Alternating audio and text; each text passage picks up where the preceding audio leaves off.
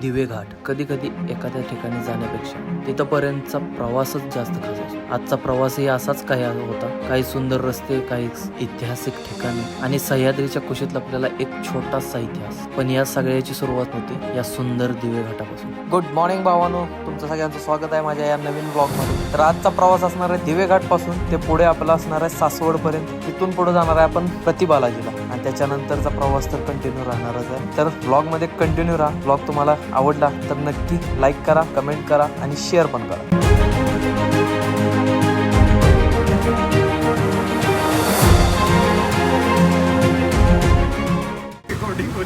ये देख, ये हमारा आज स्पॉन्सर है। अरे यार उसकी टेंशन मत लो, अरे तुम जो बोल रहे हो तो मोटिवेशनल वो बोल. नहीं एचआर बोले तो क्या नारा टाइट करने का गाइस, नारा टाइट करने का. Be a man, don't lose your character guys.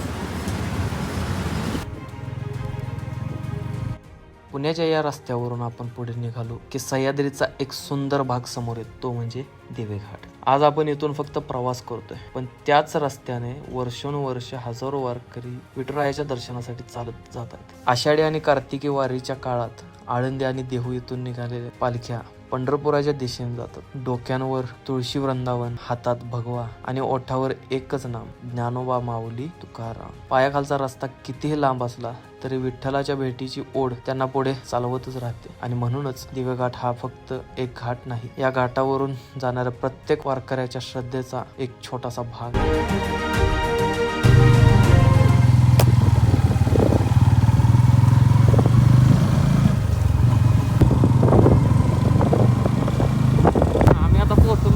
मल्हारगडच्या पायथ्याला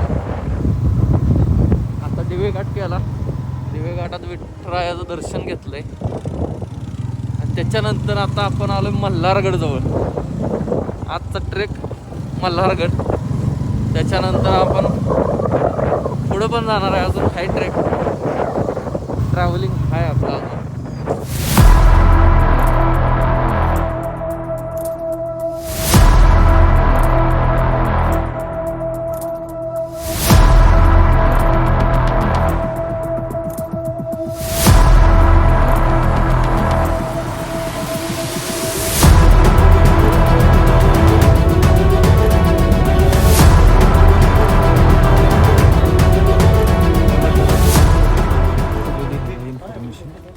वाचायचे पूर्ण हे आमची गँग. आपण आता चाललोय वरती गडाकडे. हाय ब्रो, दादाराव एकदम मस्त. कसं वाटतं इकडे आल्यावर? निसर्गामध्ये येऊन थोडंसं स्ट्रेस कमी झालाय. किती दिवसांनी आला बाहेर? इथे 15-20 दिवस झाले. कंपनीच्या स्ट्रेस मधलं. कॉर्पोरेट एम्प्लॉईज जेव्हा बाहेर येतात तेव्हा अशी हिरवळ दिसते सगळ्यांना, तेव्हा आनंदी होतो माणूस. विशेष भाई तुम्हारा क्या कहना है? मजदूरी से निकल के थोड़े सुकून के पल. मजे आ रहे? तुम तो हर हफ्ते जाते हो घूमने किधर ना किधर. तो एक ही चीज है जिंदगी में, काम करो और घूमो. बस एक ही मोटो रहना चाहिए, अभी खुश रहना है तो बाहर आओ घूमने. जिंदगी की मोह माया से निकलो. ये तीनों लोग सिंगल तीनों एंजॉय करते हुए. तीनों मैं भाई का पता नहीं ना.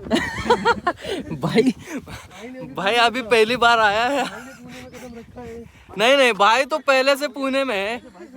नहीं तो फिर भाई भी सिंगल ही है अपना. 4 लोग, 4 सिंगल. अलग कोई लड़की की तलाश ना किसी के फोन आ रहे, ना किसी का कुछ, कोई डिस्टरबेंस है अपने पास. दोस्तों अब हम सुनना चाहेंगे लखनवी नवाब से हमारे महाराष्ट्र का थोड़ा बहुत. बोलो भाई. So everyone always proud to Maharashtra. Maharashtra के ऊपर सबको प्राउड करना चाहिए और सबको प्राउड है. क्योंकि उसका एक बहुत बड़ा रीज़न है शिवाजी. शिवाजी महाराज. छत्रपति एक मिनट, शिवाजी महाराज. मेरे को बोलने दोगे, मैं बोलूँगा. बोलो. ठीक है.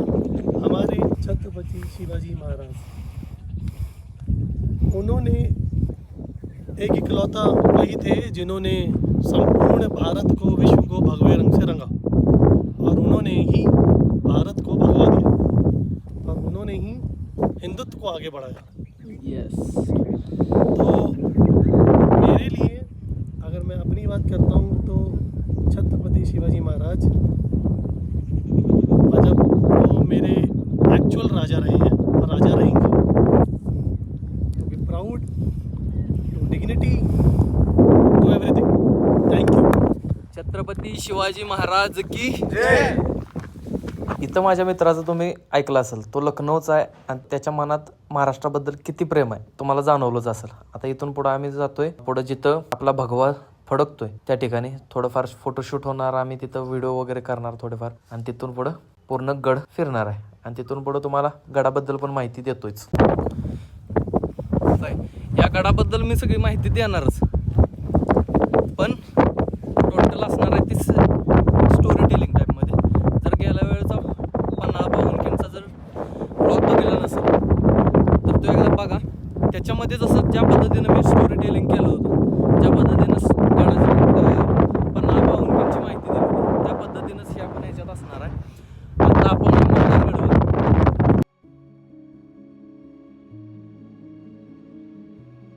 मल्हारगड पुण्याच्या अगदी जवळ सह्याद्रीच्या कुशीत वसलेला हा किल्ला म्हणजे मल्हारगड किंवा सोनवरीचा किल्ला. या किल्ल्याचा इतिहास पाहिला तर पेशव्यांच्या काळात साधारण 18व्या शतकात या किल्ल्याची उभारणी करण्यात आली होती. भीमराव पानसे आणि कृष्णाजी पानसे यांच्या नावावर या किल्ल्याची बांधकामाची संबंध जोडले जातात. त्या काळात या किल्ल्याचा उपयोग आसपासच्या प्रदेशावर लक्ष ठेवण्यासाठी आणि संरक्षणाच्या दृष्टीने केला जात होता. किल्ला आकाराने भले लहान असेल पण त्याची रचना, तटबंदी, आजूबाजूचा परिसर हे जर पाहिलं तर गड इतका सुंदर दिसतो की तुम्ही त्या गडावर भारावून जाल. त्या काळात हा गड किती महत्वाचा असेल याची कल्पना यावरून समजून येते.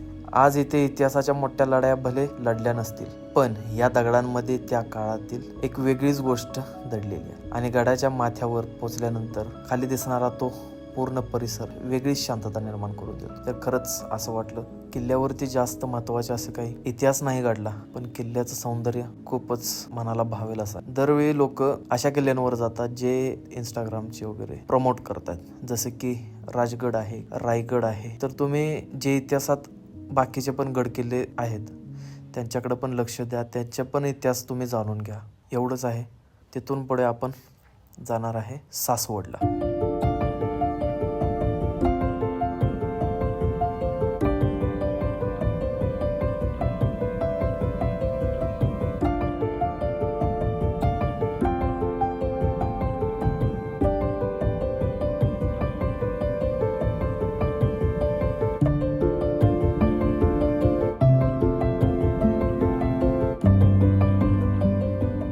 आता आम्ही सासवडमध्ये आहे. सासवडमध्ये पोहोचलो पण इथं आल्यावर समजलं की जो वाडा आम्ही बघायला जाणार होतो त्या वाड्यामध्ये तर चाललंय शूटिंगचं काम, तुंबाड 2चं. तिथं काय आपल्याला एंट्री नाही मिळाली पण आपण आता तिथून पुढे जातोय आपल्या सुंदर अशा मंदिरामध्ये.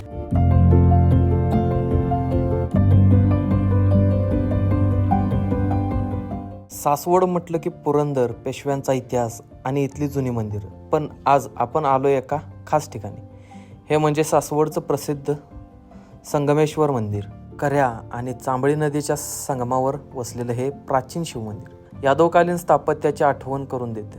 शेकडो वर्षांचा इतिहास आपल्या डोळ्यासमोर उभा करणारी ही वास्तू, आणि आजही इथे तेवढीच शांतता जाणवते. काही ठिकाणं फक्त पाहायची नसतात, त्यांचा इतिहास अनुभवायचा असतो. सासवडचं संगमेश्वर मंदिर त्यापैकी एक आहे. जर कधी इकडून जात असाल तर फक्त रस्त्यावरून जाऊ नका, एकदा आतमध्ये येऊन हे मंदिर बघा.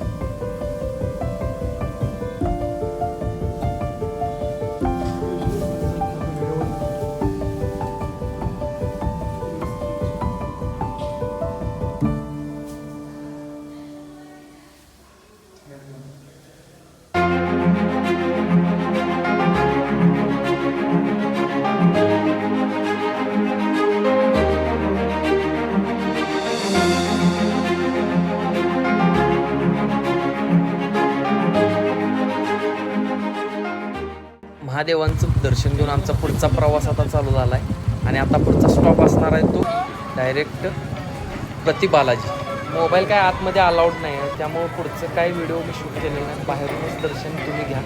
आम्ही आतमध्ये जाऊन आलोच, आतमधलं दर्शन आम्ही घेऊन आलो. तुम्ही इथूनच पडा आता पाय. आता इथला आपण रिटर्न आपला प्रवास चालू होणार आहे. त्याच्या आधी आपण जाणार आहे प्रसादचा मलाई चहा प्यायसाठी. ये शूट सब जगह पे आपण पण करणार आणि इथंच आपला व्लॉग संपतोय. जर तुम्हाला व्लॉग आवडला असेल तर नक्की कमेंट करा आणि असंच सेम व्लॉग जर पाहिजे असतील तरी पण कमेंट करा आणि सबस्क्राईब करून ठेवा.